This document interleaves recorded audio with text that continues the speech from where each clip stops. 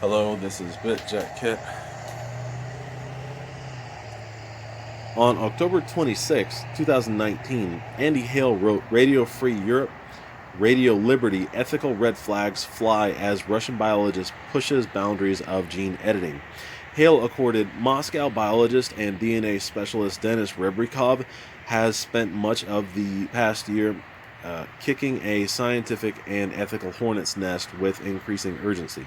With recursions added, Hale claimed Rebrikov's work has attacked scientists and ethicists. Hale accorded Rebrikov reported his embryo modification planned. These are human embryos. Hale wrote that Rebrikov used the CRISPR technique. Next, Hale wrote that Rebrikov has started human egg editing. Against a deafened mutated, Rebrikov aligned his aim. Hale continued, in Scripture, the writer Isaiah wrote a Jehovah-Jireh chosen message. Isaiah wrote, "Behold, my servant whom I uphold, my chosen one in whom my soul delights. I have put my spirit upon him. He will bring forth justice to the nations." Against Jehovah-Jireh's chosen man is deed editing.